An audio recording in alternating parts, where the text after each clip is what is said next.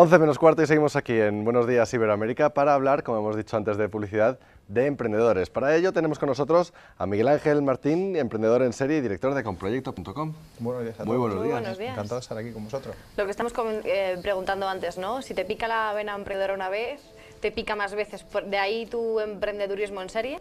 Te conviertes en una especie de Spiderman del emprendimiento con toda seguridad. Al final, quien monta un primer proyecto emprendedor, seguramente el segundo es mejor que el primero y el tercero ya es o ¿Se suele definitivo fracasar con el primero? o muy rápido. Yo creo que ¿O es bueno fracasar como con el mínimo primero? aprendes, si tienes suerte, pues aciertas y tendríamos que definir qué es acertar y qué es fracasar, ¿no? Yo supongo que emprendiendo nunca se fracasa, jamás. No eres Porque siempre optimista. aprendes. Como mínimo, y porque ese proyecto te lleva a otra serie de relaciones, conocimientos, profundidad en determinadas cuestiones, y yo creo que eso es lo que hace falta a este país. ¿Qué necesidad viste tú para montar Conproyecto.com? Bueno, es mi tercera empresa. ¿Qué tal las otras dos anteriores? Exitosas, tengo que decir que no me puedo quejar y además me ha permitido volver a emprender autofinanciándome, que es importante, pero sí he intentado crear una plataforma en la que el 99% de los servicios son gratuitos para emprendedores y eso permite bueno, pues dar un pasito más y encontrar un lugar apto, que es lo que a mí me hubiera gustado encontrar anteriormente para mí. Es decir, yo presumo de que una vez que se termine esta entrevista, cualquier emprendedor pueda utilizar la plataforma y le quede clara, totalmente gratis. ¿Emprendedor social? Por supuesto, se genera un valor para cada uno de los emprendedores. Con Proyecto alguien con cualquier tipo de proyecto, aunque es solidario, tradicional, tecnológico, puede poner un anuncio totalmente gratuito. Además es una forma innovadora mundialmente de anunciar. Puede tener su propia página de emprendedor con vínculos a su página web, si la tiene. Puede encontrar un proveedor de servicios con precios totalmente low cost. Puede encontrar un lugar donde vender sus productos igualmente a bajo precio. Y además puede ser partícipe de una comunidad.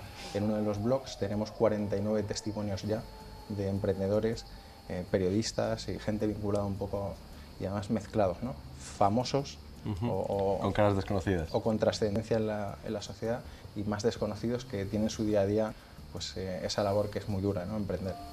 ¿Qué es lo más duro de emprender? ¿La soledad del emprendedor que tanto dicen? Yo creo que eso es una parte importante. Eso siempre es duro, ¿no? Estar solo, tienes que estar muy maduro o seguramente si te pilla en ese tercer proyecto del que hablamos o en ese segundo, te sientes cada vez menos solo, ¿no? Pero sí necesitas apoyo y sobre todo un buen equipo de trabajo. Emprender solo es un rollo. ¿Cómo se consigue un buen equipo de trabajo? ¿Dónde se busca ese equipo? La prueba y error es un buen sistema, pero hay una infinidad de posibilidades para encontrar proveedores de servicios, para encontrar gente con la que tú puedas empatizar.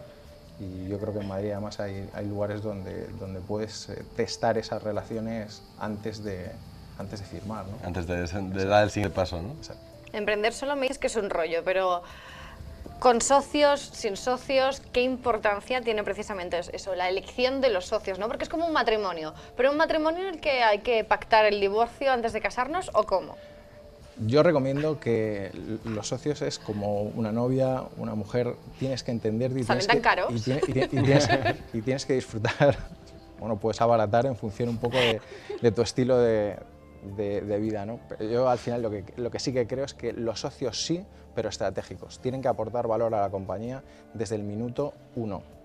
Esto además, ¿cómo se soluciona ante una posible eventualidad negativa o ante un divorcio, ¿no? Con uno, con dos o con todo, ¿no? Y al final te quedas solo. Pues haciendo un pacto de socios.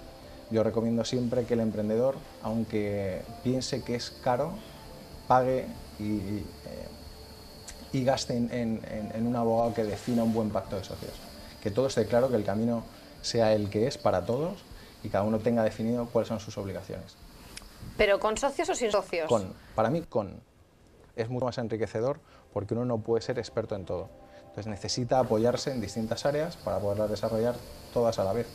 Normalmente cada área es importante si lo has definido así. Pero muchas veces a la hora de emprender, uno emprende, desde el principio emprende solo, ¿no? Quiero decir, eres tú el que tiene la idea y el que la va a llevar a cabo. Al principio empiezas solo. Sin ninguna duda, la idea, ayer veía en televisión un proyecto que había nacido en un bar de bocadillos, ¿no?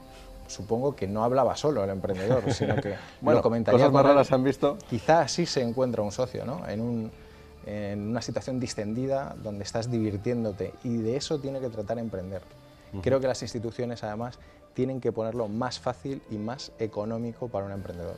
Y sobre todo con menos cargas si se produce un fracaso, y conteniendo la definición de fracaso a no un buen resultado económico, ¿no? Que al final te lleva a cerrar. ¿Cuánto tiempo le tenemos que dar a nuestra empresa? Para saber si es un fracaso o no. Aquí no hay una teoría válida y yo no tengo la solución. Hay gente que es muy orgullosa, gente que es muy cabezona, gente que dice o sí, y gente que se da un año o definiciones que o tienes 1 millón de clientes o 1 millón de euros, en este caso de dólares de facturación, y si no tienes que cerrar, ¿no? Un proyecto tecnológico. Yo no estoy de acuerdo y creo que tanto los proyectos tecnológicos como los más tradicionales, cada uno tiene un proceso de maduración distinto, cada proyecto es único.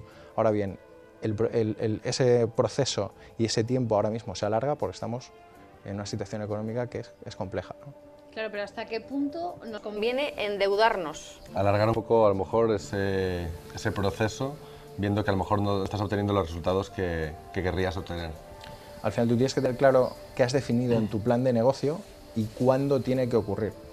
Tienes que contemplar distintos escenarios, además de ese, que es el ideal, tanto en negativo como en positivo. Por lo tanto, volvemos a la obligatoriedad de que alguien se rija igual con un pacto de socios, con un business plan, y tome decisiones. Cada decisión es personal y depende además de la aversión al riesgo que tenga cada individuo, ¿no? A alguien le puede decir, bueno, no me importa porque estoy convencido de que necesito cuadrar estas cosas para que la cosa explote, ¿no?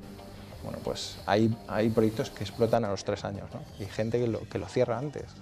Y a lo mejor es un éxito Por y solo agotamiento. faltaba 1 año y medio más, ¿no? Bueno, pues Nunca se puede prever tampoco, ¿verdad? El resultado. yo no creo, además, si yo te dijera, pues mira, esto es así, así, así, estaría seguramente ante un mal emprendedor. has comentado lo del plan de negocios? A mí me hace especialmente, o sea, me da curiosidad. Por ejemplo, ya Es tu tercera empresa. Sí. ¿Se han cumplido los business plan que planteabas al principio? De momento, con una oscilación razonable, se cumplen. define razonable. Una oscilación razonable, pues ¿Cómo estimar lo que vas a facturar? no es solamente facturación lo que tienes No, pero que... por ejemplo, eso es uno de los puntos, ¿no? De que cómo sabes lo que vas a Exacto. facturar. Ahí ya entramos en unos objetivos cuantitativos, pero es que los cualitativos son muy importantes, ¿no? O sea, yo creo que lo que conforma una marca tarda en crearse, ¿no? Coca-Cola no se ha creado en una generación, ni en 2, ni en 5. Entonces, ¿qué es ese intangible? ¿Cuánto vale esa marca? ¿Qué precio tiene, ¿no? ¿Seríamos capaces de...? Seguramente no. Ningún auditor sería capaz de decir esto vale esto. Otra cosa es lo que tú valores